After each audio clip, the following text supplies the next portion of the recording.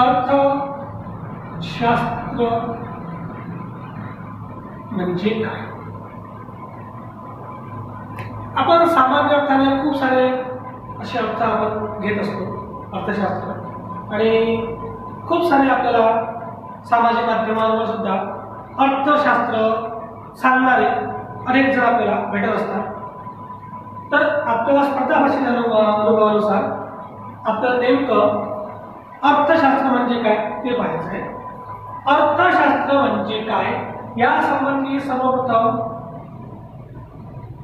Adam Smith यांनी 1776 मध्ये wealth of nation नावाचं जे पुस्तक लिहिलं, त्या वेल्थ ऑफ नेशन मध्ये ॲडम स्मिथ यांनी अर्थशास्त्राची व्याख्या केली आहे. ॲडम स्मिथ हे पहिले व्यक्ती आहेत ज्यांनी अर्थशास्त्राची व्याख्या केली आहे, म्हणून ॲडम स्मिथला अर्थशास्त्राचे जनक म्हणून संबोधले जाते. फादर ऑफ इकॉनॉमिक्स म्हणून यांना संबोधले जाते. पण ॲडम स्मिथ यांनी आपली जी व्याख्या केली ती स्मिथची व्याख्या ही संपत्तीवर फोकस करणारी होती, संपत्तीला महत्त्व देणारी होती, म्हणून यांची व्याख्या संपत्तीची व्याख्या म्हणून होते आहे.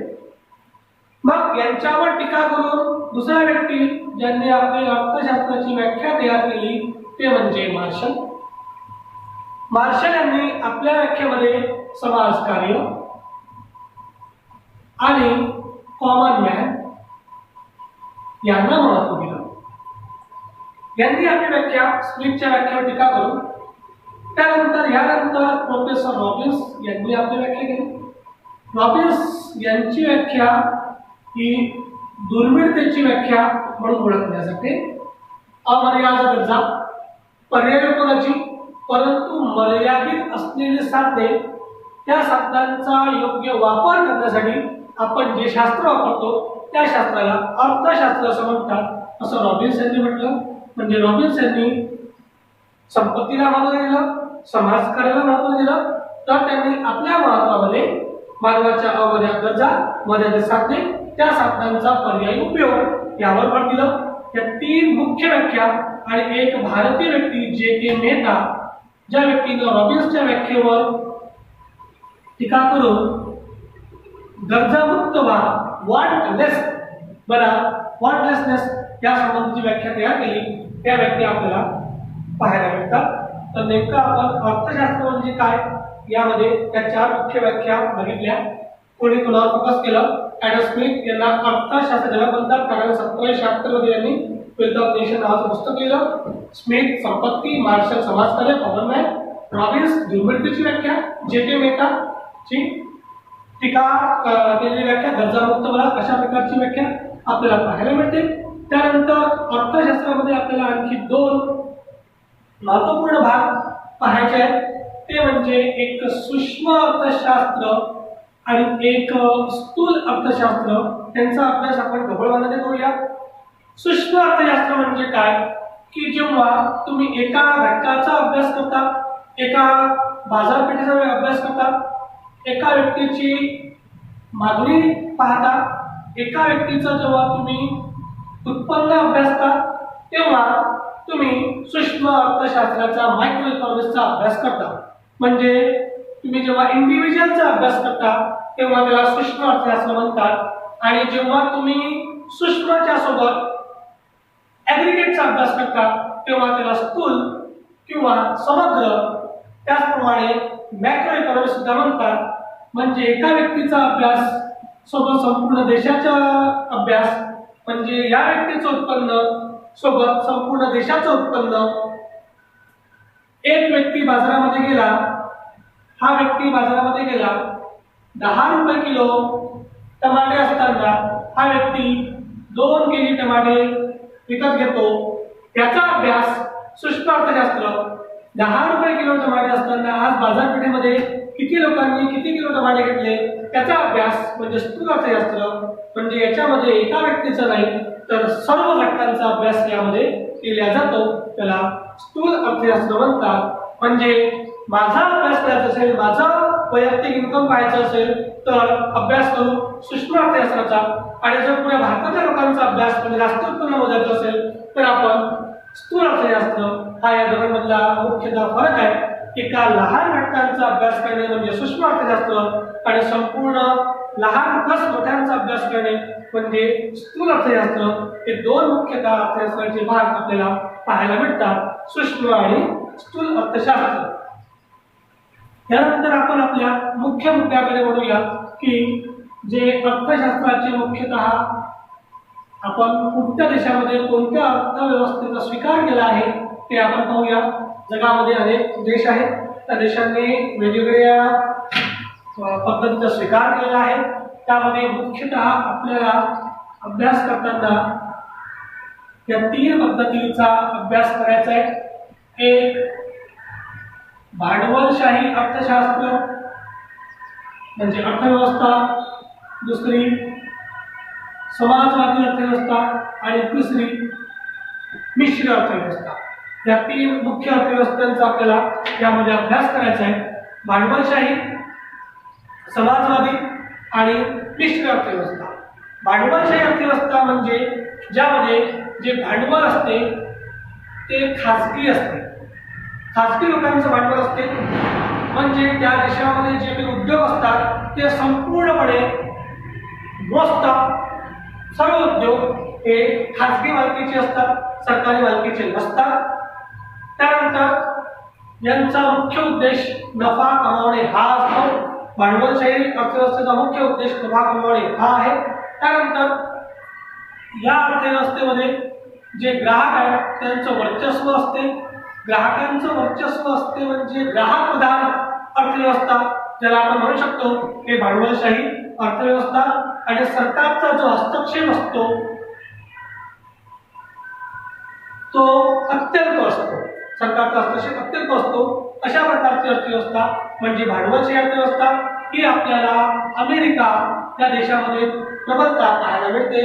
भांडवलशाही अर्थव्यवस्था म्हणजे अशी अर्थव्यवस्था की ज्या अर्थव्यवस्थेमध्ये जे काही वर्चस्व असते ते भांडवलदारांचं असते आणि भांडवल हे खाजगी असते, गुंतवणूक ही खाजगी असते, नफा कमावणे हा मुख्य उद्योग असतो, ग्राहकांचं वर्चस्व असते, सरकारचा हस्तक्षेप कमी असतो, अत्यल्प असतो. उदाहरणार्थ अमेरिका. तर दुसरा अर्थव्यवस्थेचा प्रकार आपल्याला पाहायला मिळतो ते म्हणजे समाजवादी अर्थव्यवस्था. भांडवलशाही अर्थव्यवस्थेच्या संपूर्ण विरुद्ध समाजवादी अर्थव्यवस्था. इथे जेवढं काही भांडवल असते ते पब्लिक सरकारचं भांडवल असते. त्यानंतर इथे सामाजिक न्याय असतो, म्हणजे नफा कमावणे हा उद्देश नसून लोकांचं समाजाचं हित, सामाजिक न्याय हे असतो. इथं ग्राहकाला महत्व नसते आणि सरकारचा हस्तक्षेप 100% असतो, संपूर्ण सरकारचा हस्तक्षेप असतो. अशा प्रकारची अर्थव्यवस्था समाजप्रधान अर्थव्यवस्था ही समाजवादी अर्थव्यवस्था. आणखी एक पॉईंट लक्षात असू द्या, समाजवादी अर्थव्यवस्था ही साम्यवादी अर्थव्यवस्थेपेक्षा वेगळी आहे. साम्यवादी अर्थव्यवस्था म्हणजे जी कार्ल मार्क्स यांची अर्थव्यवस्था त्यापासून ही वेगळी आहे. ही समाजवादी अर्थव्यवस्था आहे. त्याचं मुख्य उदाहरण म्हणजे आपल्याला पाहायला मिळते ते म्हणजे चीन. भांडवलशाही अमेरिका, समाजवादी चीन. कंबाईनचा अभ्यास करताना आणि राज्यशाहीचा अभ्यास करताना यामध्ये अशा प्रकारचा प्रश्न कदाचित येऊ शकतो की खालीलपैकी कोणतं वैशिष्ट्य भांडवलशाहीचं आहे किंवा नाही आहे, कोणतं समाजवादीचं आहे किंवा नाही आहे, किंवा जोड्या लावामध्ये कोणत्या देशामध्ये कोणती अर्थव्यवस्था आहे. कारण सध्या कोरोना इफेक्टमुळे अलग अलग अर्थव्यवस्थेचा विचार केला जात आहे. तर यानंतर आपण म्हणूया आपली तिसरी अर्थव्यवस्था ती म्हणजे मिश्र अर्थव्यवस्था. ही मिश्र अर्थव्यवस्था म्हणजे भांडवलशाही आणि समाजवाद या दोघांचं मिक्स करून जी अर्थव्यवस्थेला उदयाला आलेली आहे ती अर्थव्यवस्था म्हणजे मिश्र अर्थव्यवस्था. भारताने या अर्थव्यवस्थेचा स्वीकार केलेला आहे. मग मिश्र अर्थव्यवस्था म्हणजे काय, तर भांडवलशाही आणि समाजवादी या अर्थव्यवस्थेचं मिक्स करून जी अर्थव्यवस्था तयार झालेली आहे ती म्हणजे मिश्र अर्थव्यवस्था. म्हणजे भारतामध्ये काही उद्योग हे भांडवलशाही आहेत तर काही उद्योग हे मिश्र आहेत, म्हणजे समाजाचा आधार दिला आहे. असं करून ही मिश्र अर्थव्यवस्था भारतामध्ये निर्माण करण्यात आलेली आहे. म्हणजे भारतामध्ये काही उद्योग हे खासगी आहेत, भारतामध्ये काही उद्योग हे समाजाच्या मालकीचे आहेत.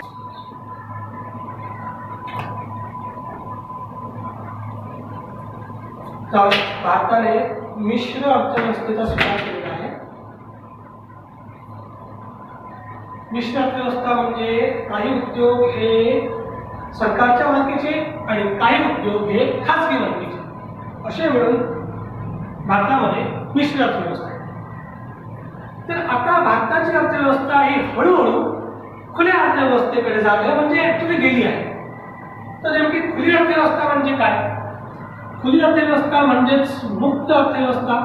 भारताने 1991 मध्ये LPG लिबरलायझेशन, प्रायव्हेटायझेशन, ग्लोबलायझेशन, जागतिकीकरण, खासगीकरण, उदारीकरण याचा स्वीकार केला आणि याचा स्वीकार केल्याबरोबरच मनमोहन सिंग यांच्या धोरणानुसार भारताची अर्थव्यवस्था ही मुक्त अर्थव्यवस्थेकडे वाटचाल करायला लागली आहे. आणि त्यानंतर भारताने 1995 मध्ये WTO चं सभागृह स्वीकारलं आणि परिणामस्वरूप भारताला आता मुक्त अर्थव्यवस्थेचा स्वीकार करणं भाग पडलेलं आहे. म्हणून भारताने मुक्त अर्थव्यवस्थेचा स्वीकार केलेला आहे. तर मुक्त अर्थव्यवस्था म्हणजे काय? तर भारताने आपल्या अर्थव्यवस्थेला जगाच्या अर्थव्यवस्थेसोबत टच केला आहे. म्हणजे जसं आपण भारतामध्ये व्यवहार करतो तसं भारताने आपले आयात निर्यात धोरण जगाच्या अर्थव्यवस्थेसोबत अटॅचमेंट केलेले आहे. भारत इतर देशांसोबत आयात निर्यात करतो, त्यांना भारतामध्ये येण्याची परवानगी देतो. अशा प्रकारचं संपूर्ण जगच एक घर आहे असं उद्देशून जो व्यापार केला जातो त्याला मुक्त व्यापार असं म्हणतात. या उलट बंद अर्थव्यवस्था. बंद अर्थव्यवस्था म्हणजे की ज्या देशाने आपली अर्थव्यवस्था ही बंद करून ठेवली आहे, म्हणजे ज्या देशाने आपल्या अर्थव्यवस्थेचे दरवाजे इतर देशांसाठी उघडलेले नाही आहे, म्हणजे इतर देशांसोबत त्या देशाचे जे व्यापार आहेत ते काही लिमिटेड आहेत, त्यांना त्यांनी बंधने घातली आहेत, त्याला बंद अर्थव्यवस्था म्हणतात. शक्यतो आता बंद अर्थव्यवस्था जगामध्ये खूप कमी प्रमाणात पाहायला मिळते, कारण संपूर्ण जगामध्ये WTOचा स्वीकारानंतर आणि गॅटच्या स्वीकारानंतर मोठ्या प्रमाणावर मुक्त अर्थव्यवस्थेचा स्वीकार व्हायला सुरुवात झालेली आहे. आणि भारतीय अर्थव्यवस्था ही मुक्त अर्थव्यवस्थेकडे गेलेली आहे. तरी पण असं आपण म्हणू की भारताने मिश्र अर्थव्यवस्थेचा स्वीकार केला आहे, कारण भारतामध्ये खूप सारे उद्योग हे खासगी मालकीचे तर खूप सारे उद्योग हे सरकारच्या मालकीचे आहेत. जेव्हा असं पाहायला भेटते तेव्हा त्याला मिश्र अर्थव्यवस्था असं म्हणतात. त्यानंतर आपल्याला विकसित आणि अविकसित, अल्पविकसित या 3 मुख्य ज्या अर्थव्यवस्था आहेत त्या आपल्याला पाहायच्या आहेत. त्यामध्ये आपण म्हणू शकतो की एक विकसित अर्थव्यवस्था, दुसरी अविकसित अर्थव्यवस्था आणि एक विकसनशील अर्थव्यवस्था. विकसित, विकसनशील आणि अविकसित. आता विकसित अर्थव्यवस्था म्हणजे काय? विकसित अर्थव्यवस्था म्हणजे अशी अर्थव्यवस्था की ज्या अर्थव्यवस्थेमध्ये उत्पन्न जास्त आहे, त्या अर्थव्यवस्थेचं उत्पन्न जास्त आहे, त्या अर्थव्यवस्थेचा उत्पन्न वाढीचा वेग जास्त आहे, उत्पन्न जास्त आहे, उत्पन्न वाढीचा वेग जास्त आहे, त्या देशामध्ये उद्योगीकरण झालेलं आहे, त्या देशामध्ये नागरिकीकरण झालेलं आहे आणि आणखी महत्वाचं की त्या देशाचा जन्मदर हा कमी आहे, मृत्यूदर मात्र. तर बघा, विकसित अर्थव्यवस्था उत्पन्न जास्त, उत्पन्न वाढीचा दर जास्त, उद्योगीकरण, नागरीकरण, जन्मदर कमी, मृत्यूदर जास्त. त्याचप्रमाणे त्या देशामध्ये भांडवल जास्त, भांडवल निर्मिती जास्त, रोजगार जास्त. अशा प्रकारचा देश म्हणजे विकसित देश. उदाहरणार्थ अमेरिका आहे, स्वित्झर्लंड आहे, इंग्लंड आहे, जपान आहे. अशा देशांना आपण विकसित देश. विकसनशील जे या मार्गाने आहे परंतु हे त्यांनी अचीव केलेलं अजून नाही आहे. उदाहरणार्थ भारत औद्योगिकरण जेवढं पाहिजे तेवढं नाही, नागरीकरण अजून जेवढं पाहिजे तेवढं नाही, जन्मदर खूप जास्त आहे. मृत्यूदरा तुलनेमध्ये जन्मदर जास्त आहे, लोकसंख्या जास्त आहे, भांडवलाची कमतरता आहे, रोजगार कमी आहे. विकसनशील देश त्याला आपण डेव्हलपिंग कंट्री या नावाने ओळखतो. भारत आहे, ब्राझील आहे, त्यानंतर पाकिस्तान आहे, श्रीलंका आहे, त्यानंतर अमेरिका खंडातील अनेक देश आहेत, आफ्रिका खंडावर दक्षिण आफ्रिका आहे, त्याला आपण विकसनशील देश म्हणतो. तर अविकसित देश म्हणजे असा देश की त्या देशामध्ये उत्पन्न एकदम कमी आहे, रोजगाराची पातळी एकदम कमी आहे, भ्रष्टाचार मोठ्या प्रमाणावर वाढलेला आहे, म्हणजे लोकांना रोजगार मिळत नाही, कुपोषण आहे, मोठे उद्योग नाही आहेत, इतर देश FDI साठी त्यामध्ये यायला तयार नाही आहेत, अति मागासलेपणा आहे, जन्मदर खूप जास्त आहे, नागरिकता नाही आहे, मोठे मोठे उद्योग संस्था नाही आहे, अशाला आपण अविकसित देश म्हणतो. उदाहरणार्थ सोमालिया आहे. तर मित्रहो, आज आपण आपल्या या सेशनमध्ये नेमकं अर्थशास्त्र म्हणजे काय, अर्थशास्त्राच्या व्याख्या आणि अर्थव्यवस्थेचे प्रकार हा टॉपिक बघितला.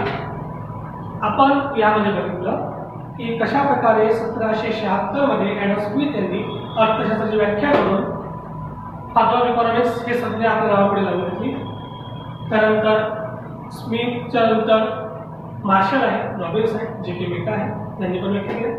मग आपण भांडवलची अर्थव्यवस्था पाहिली, ज्यामध्ये संपूर्ण उद्योग हे खासगी मालकीचे असतात, अमेरिका, आणि स्पर्धा खूप जास्त असते. त्यानंतर आपण समाजवादी पाहिली, चीनची अर्थव्यवस्था, संपूर्ण उद्योग हे सरकारच्या मालकीचे असतात आणि सामाजिक कल्याण हा त्यांचा मुख्य उद्देश असतो. त्यानंतर तिसरी पाहिली मिश्र अर्थव्यवस्था, भारताची, भांडवलशाही आणि समाजवादी यांचा सांगड घालून भारताने आपली अर्थव्यवस्थेचा स्वीकार केला, ती म्हणजे भारताची अर्थव्यवस्था मिश्र अर्थव्यवस्था. त्यानंतर भारताने आपली मिश्र अर्थव्यवस्था 1991च्या धोरणाच्या अनुसार मुक्त अर्थव्यवस्थेकडे घेऊन गेला. मुक्त अर्थव्यवस्था म्हणजे भारताने आपल्या अर्थव्यवस्थेला जगाच्या अर्थव्यवस्थेसोबत टच केलं, ज्यालाच आपण ग्लोबलायझेशन असं म्हणतो. म्हणजे भारताने आपली इंडियन इकॉनॉमी ग्लोबलाइज केली. सुरुवातीला LPG चा स्वीकार करून ग्लोबलाइज केली. त्यानंतर 1995 मध्ये भारत WTOचा मेंबर बनल्यामुळे आणखी त्यामध्ये भर पडली आणि भारत मुक्त अर्थव्यवस्थेकडे वाटचाल करायला लागला. त्यानंतर आपण विकसित अर्थव्यवस्था म्हणजे काय ते पाहिलं, अविकसित अर्थव्यवस्था म्हणजे काय ते पाहिलं, आणि विकसनशील म्हणजे भारत हे पाहिलं. त्याप्रमाणे आणखी एक अर्थव्यवस्था सध्या चर्चेमध्ये आहे, ती म्हणजे नील अर्थव्यवस्था.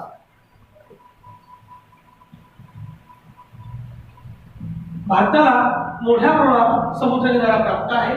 ज्या देशाला समुद्रकिनारा प्राप्त असतो अशा देशांची अर्थव्यवस्था थोड्या प्रमाणात सुद्धा ती नील अर्थव्यवस्थेशी जोडलेली असते.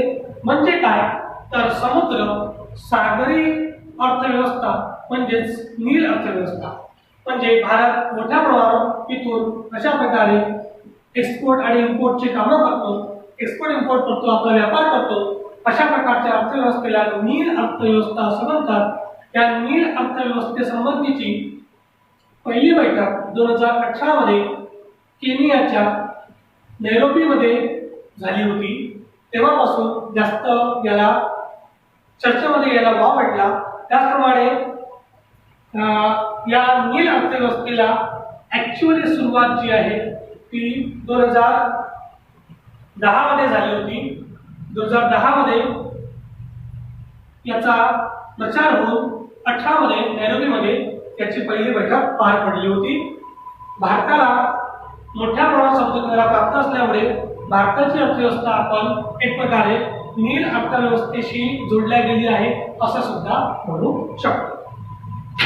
तर अशा प्रकारे आपण आज सर्व अर्थव्यवस्था काय आहे आणि कशा प्रकारे त्यांची वैशिष्ट्ये ते पाहिलं. तर आपण पुढच्या सेशनमध्ये नेमकं भारतीय अर्थव्यवस्था म्हणजे काय आणि भारतीय अर्थव्यवस्थेची 15 वैशिष्ट्ये पाहणार आहोत. धन्यवाद.